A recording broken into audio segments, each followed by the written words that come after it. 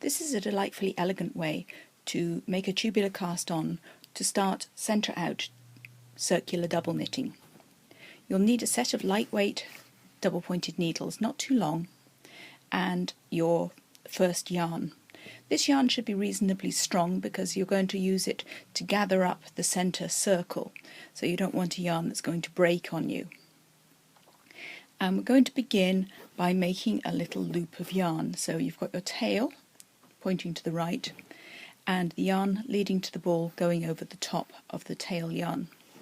You want your tail to be at least 10 inches so it doesn't pull out by mistake. So here's the tail.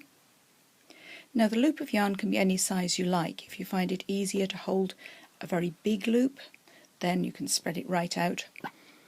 And we're going to begin with one of the knitting needles. And the idea is that we're going to knit up a stitch and bring it underneath this yarn. So we're going to have to hold this yarn firmly. So here's the tail, and I've got hold of it, and this is the underneath strand, and this strand has to be kept fairly firm. So I'm going to put my needle to the back and knit up a stitch, keeping that underneath yarn nice and firm. Don't make the stitch too tight. If you make it very tight, you won't be able to gather the loop shut afterwards. Then we do a yarn over on that same needle, and I'm keeping hold of that tail. Now I'm going to swing my needle back forward of this loop yarn and knit up another stitch.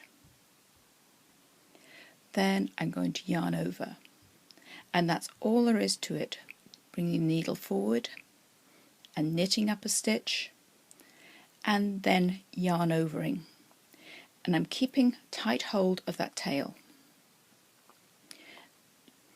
and fairly firm hold of the underneath yarn of the loop, and just wiggling my needle, knit one up, yarn over, knit one up, yarn over, and all the time I'm making sure that that underneath yarn stays fairly straight along the needle, and I'm trying not to make my stitches too tight.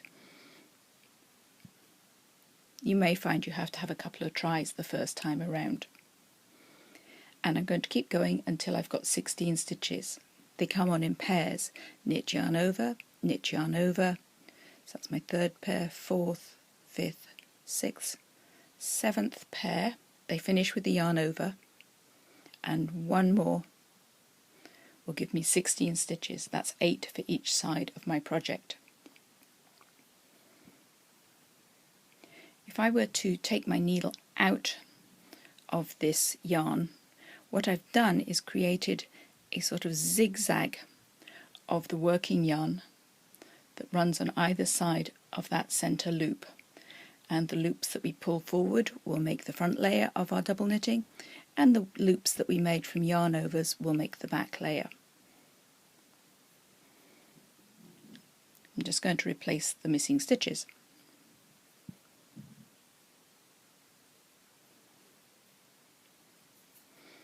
So we'll check our stitch numbers again.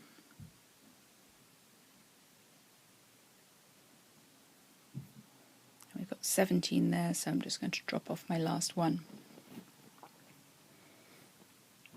Now comes the moment of truth, whether we have pulled our stitches too tightly or not. I'm going to take hold of the tail, and I'm just going to pull it through underneath the needle, so it helps if the stitches are squished together at this point, and gently pull, and that gathers that centre circle up, and that's going to cause that whole centre circle to disappear when we've finished the cast on edge.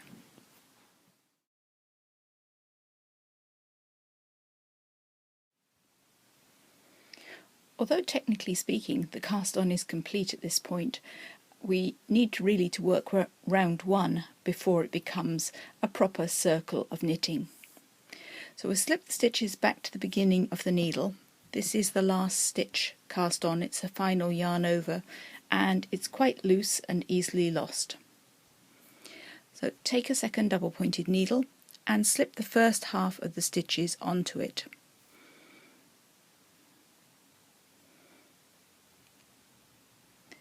it should end with the yarn over. Sometimes it's a bit hard to count.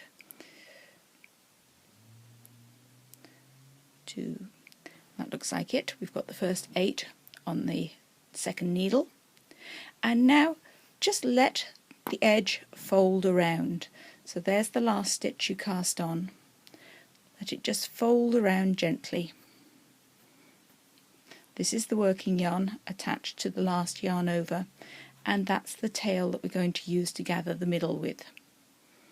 Slide the stitches to the middle of both needles, and then making sure we don't lose that last yarn over, take a third double pointed needle. It really helps if your needles are not too slippery and are very lightweight, so wooden or bamboo are ideal. So the stitches that we're going to work are the first stitch cast on, and we're also going to be introducing our second colour at this point.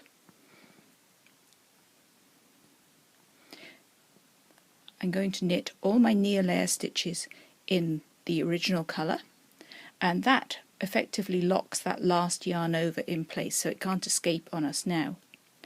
And I'm going to take my second colour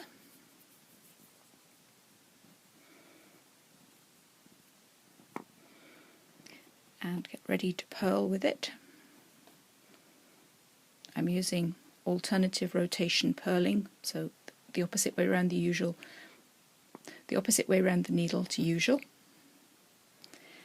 And now I'm just going to work in regular double knitting, knitting the front layer stitch in one colour, swinging both yarns through between the needles, and purling the back layer stitch in the other colour. Now once I've done my first 4 stitches, that's 2 pairs, I can take another needle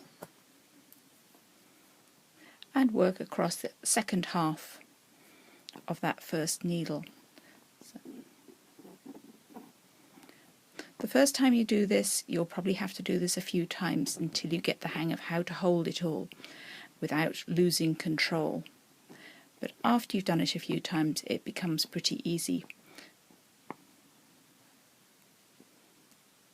So there's my second needle, and each time I've got just my 4 stitches on a needle, I push the stitches to the middle of the needle so they're less likely to fall off. And I'm going to take my empty needle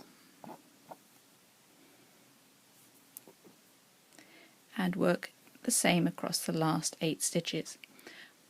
I can put in my 5th needle if I wish as I work these 8 stitches, or I can leave that till the next round so that I only have 3 in just for now.